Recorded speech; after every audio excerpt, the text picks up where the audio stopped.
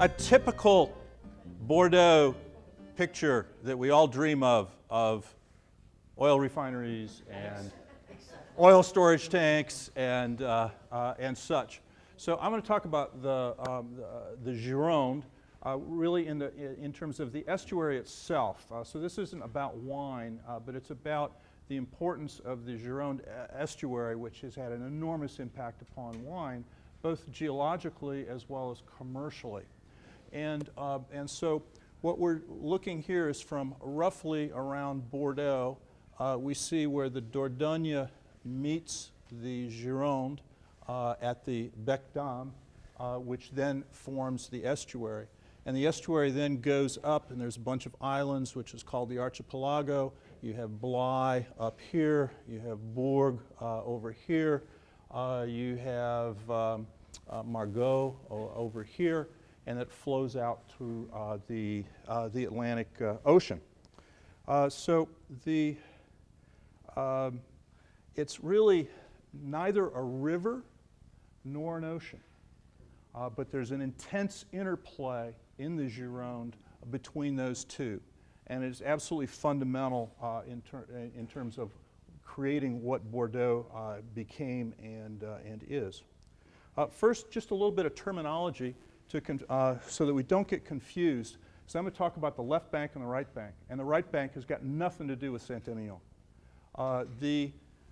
What we term the right bank is really the Libournais area in Bordeaux, a more traditional description of that.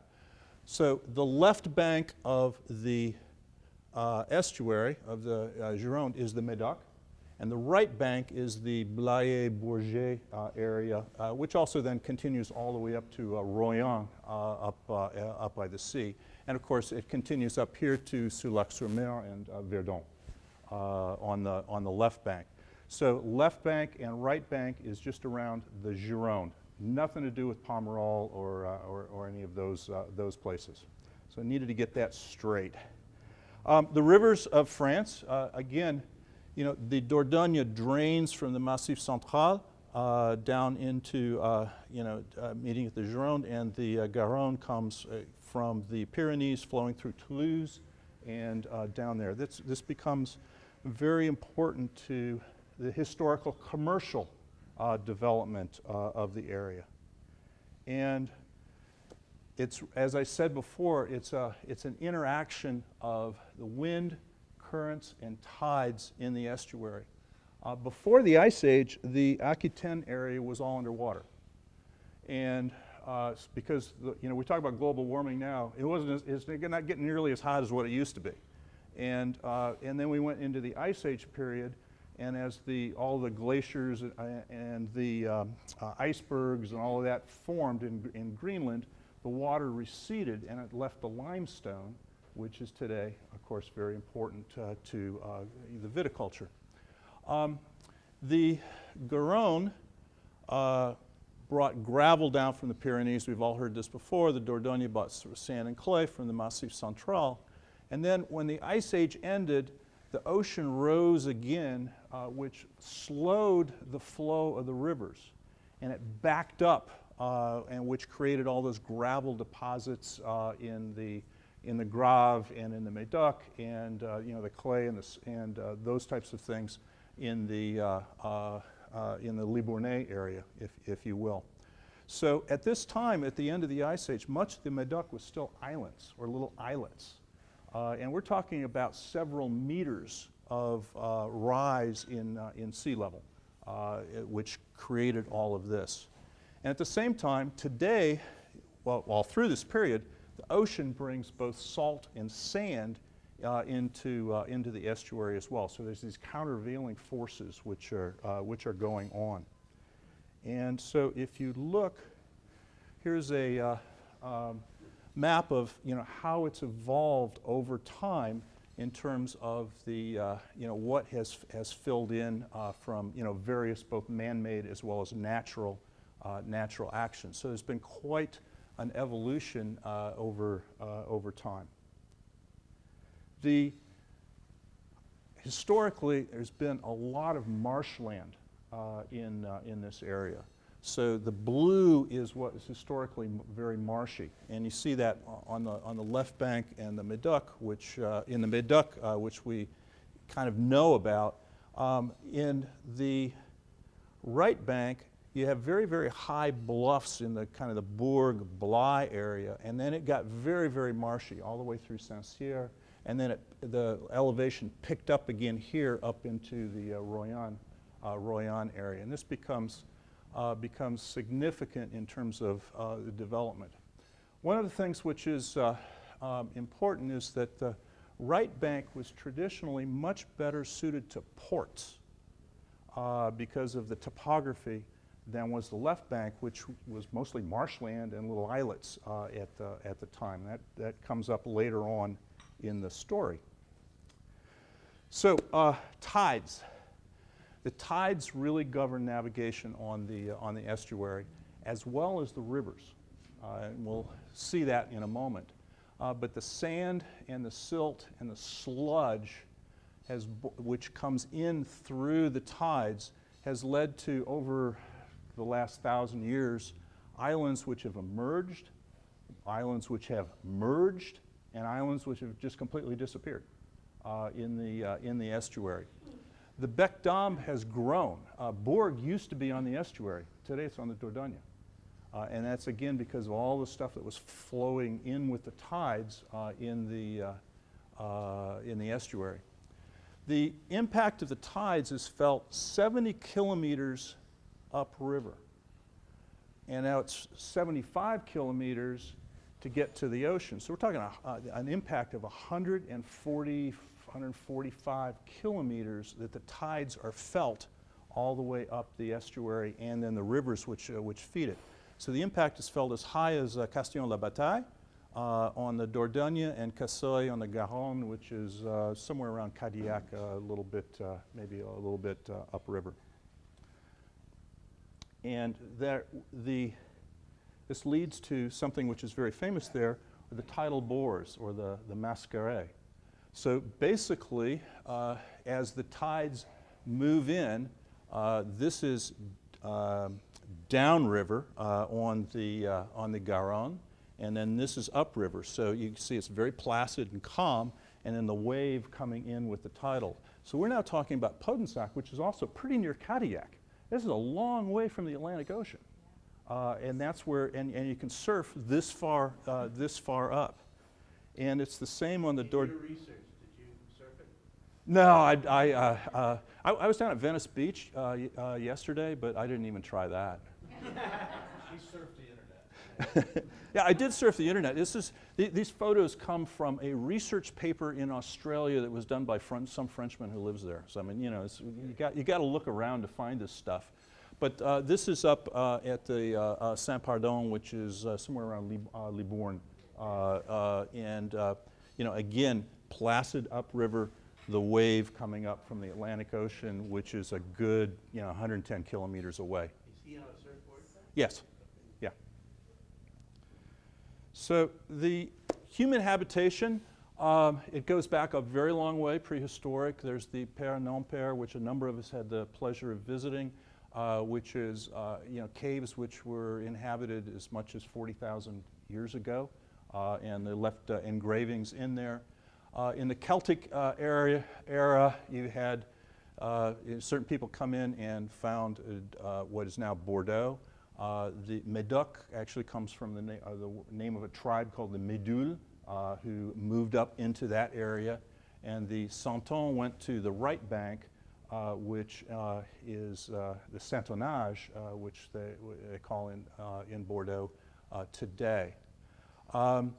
The Roman conquest, which Chuck just talked about a little bit, the major administrative center for the Romans was not Bordeaux, it was Saintes.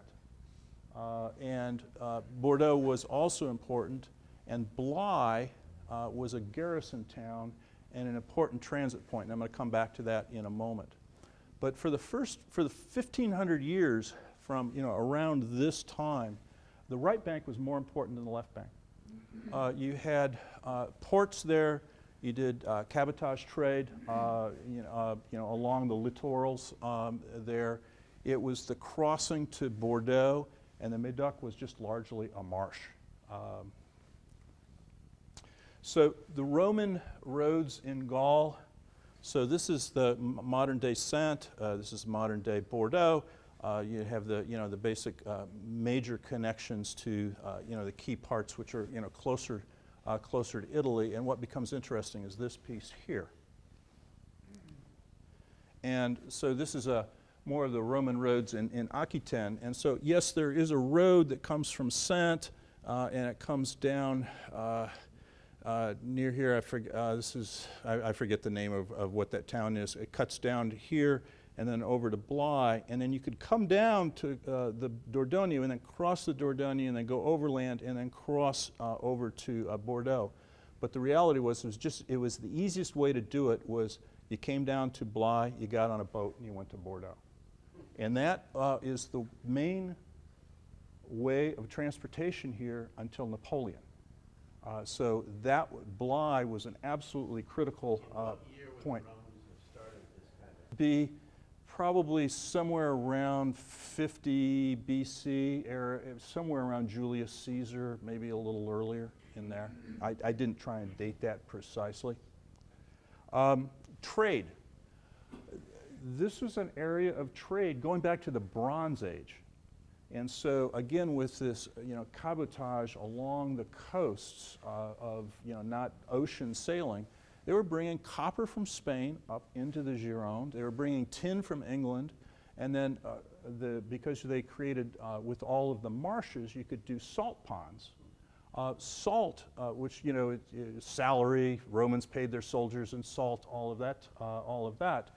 Salt was a very important local product, which was then traded out. From the Gaulois, they were running cabotage up to the Loire, and there were things that were coming from the Loire. It was safer on the right bank because of both the ports and just the navigational difficulty over towards the Médoc, and so it tended to be there. The Romans, it's an interesting thing that I learned, which I never knew, because we all talk about them growing wine in Bordeaux. Well, they actually imported the wine, and we'll see some of the trade routes, but they basically brought it up to Toulouse and then onto the Gironde and then brought it up into Bordeaux. And somebody got the bright idea to put a big tax on it, and so people decided it would be cheaper, let's just plant vines. And that's the actual origin of wine growing in Bordeaux. They exported a lot of agriculture. Where were they importing the wine from? Italy.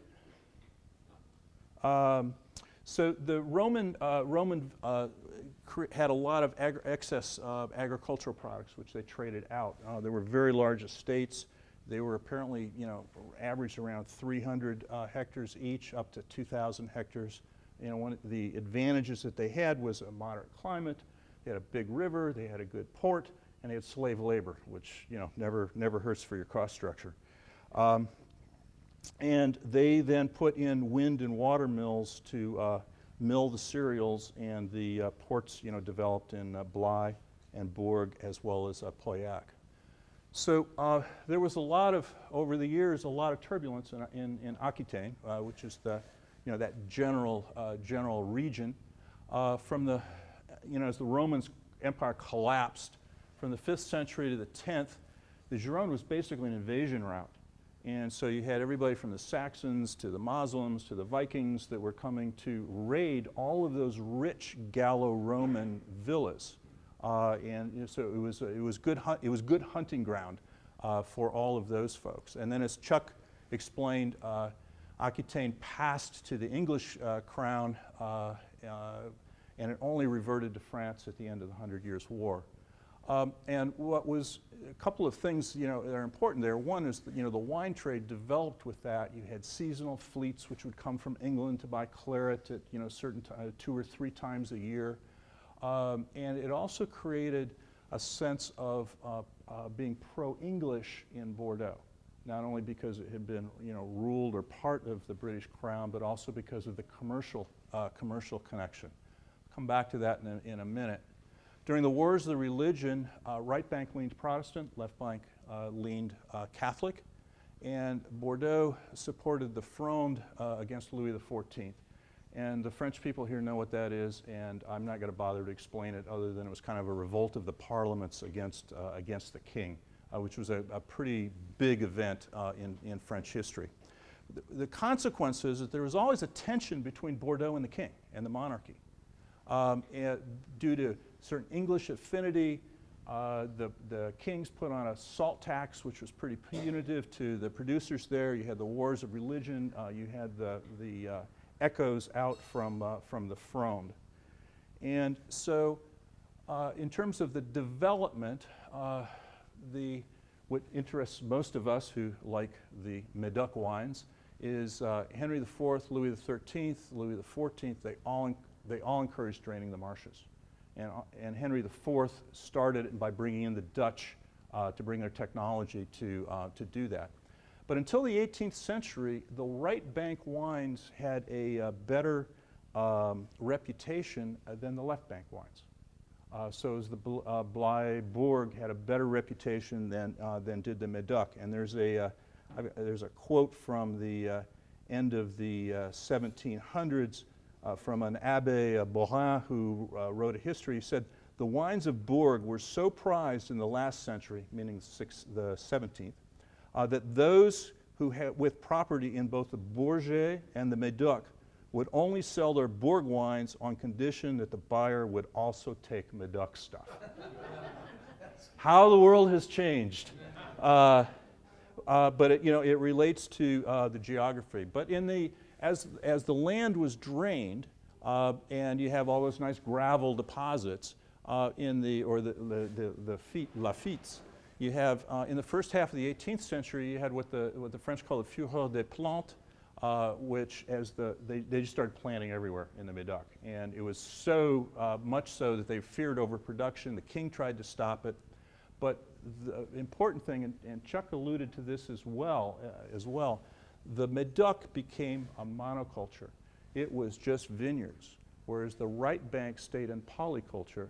So there was a much more diversified agricultural production and tradition on the right bank as well as smaller properties. So they became very, very different. The right bank tended to be much more seafaring. It's said that people from Médoc never went to sea. They just stayed and took care of the grapes. Agricultural villages were established on the islands. And we're going to go cruising through those islands for all of you who I assume have signed up for the Gironde cruise.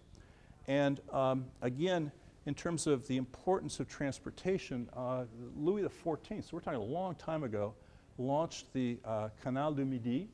And in the 19th century, they built a canal along the Garonne. And so you can see what the importance of having water routes that goes through here. One of the objectives is to get around Gibraltar because of those perfidious Albion people, but also in terms of facilitating the trade that went on. So that basic water route has been used since Roman times. The estuary has evolved a lot. The railroad opened up the beach resorts in Soulac and Royan, which developed tourism in that area. Verdun has developed as a major port as opposed to Bordeaux itself. They built a nuclear power plant on the right bank near the Marsh, Saint-Cyr Marsh. They built refineries in Pauillac and in Bordeaux. Major storage facilities in the Bec d'Am. Unfortunately, like in many places, they fished out the estuary. The island villages, particularly after the Second World War, were abandoned. Some kind of go back to nature, some agricultural maintained there. The salt evaporation ponds were abandoned. You still get that in the Ile de Ré in that area, but not so much here. Some were repurposed as fish ponds, but apparently the economics are a little bit marginal. And then you have some conservation things going. There's a couple of foundations that have purchased some of the islands and have restoration projects going on there, both for preservation, tourism, as well as agriculture. So for recreation, around there, you have surfing on the Tidal Bore, which we saw before. There's pleasure boating. This is in Goriac, which is between Blaye and Bourg. Just little ports like that. And then you have the very famous Carlet, where people fish for lamproie. And so we actually can see your commanders at work. Well done. And I can't remember who was cranking that one. It always came up empty. It always came up empty. Boy, you talk about low probability of dipping a net into the water and hoping to have something come up. So that's kind of the way that was. So just again geographically, and this is a little bit of the promo for the boat cruise that is being organized, and Kellen and Jennifer have been absolutely, they've done 85% of the work here of what we're going to see on this cruise. So Bordeaux is down here. This is the Ile Margot. This is a couple of islands that actually have fused over time. Bourg is about right here. Blaye is up here. And then these are the other islands up here. Pauillac is about there.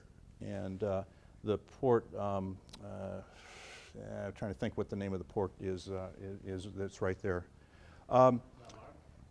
Yeah, I think it's Lamarck. Yeah.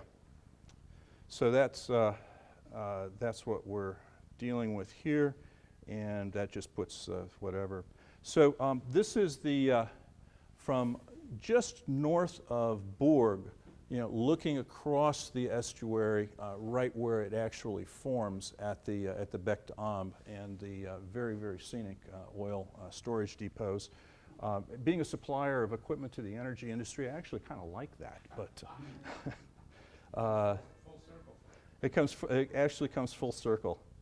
A word on Blaye, because the cruise is going to go to Blaye. Blaye was the main transit point via water, as I said before, between the north, coming down particularly from Saintes, which was a major center, and you'd catch the boat at Blaye and then go to Bordeaux. And so consequently, the Romans garrisoned it. It was a very, very key transit point. In the Middle Ages, the Rudel family were the medieval lords there, and they built a castle, part of which is still right here within the interior of the fortress. Now, there's a back and forth struggle between the French and the English over Blaye, over the centuries of the 100 Years' War. One would control it and the other would raid it, and vice versa. When it settled under the crown, Louis XIV had Vauban complete a citadel at Blaye and a fort on this island here, which is called Patay. And then across, there's a fort called Fort Médoc, which is near Cantenac. And the artillery at the era couldn't reach all the way across, so you put a fort in the middle and a fort on either side. But the main bastion was really in Blaye, and it is quite an impressive set of works. It had two functions. One was to protect Bordeaux from invasion. The second was to control Bordeaux, because Louis XIV did not trust the Bordelais politically, and they had many occasions of calling on the English for assistance.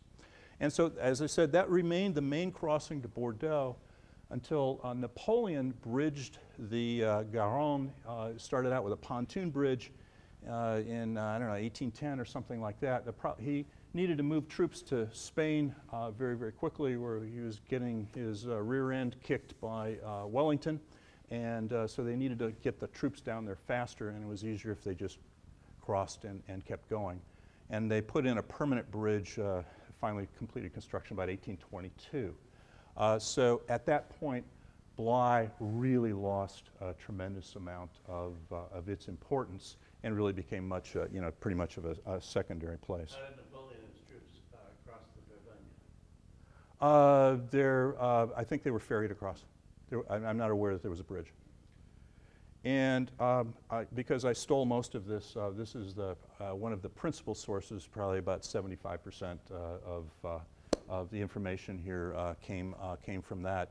And it's also another little advertising. A lot of this was done by someone who did a lot of cruising on with the river cruise firm which we're going with, who's taking him around the Isles. So that's it's now time for La Mission Aubryon, which I think is an extraordinary reward for having sat through the last 15 minutes.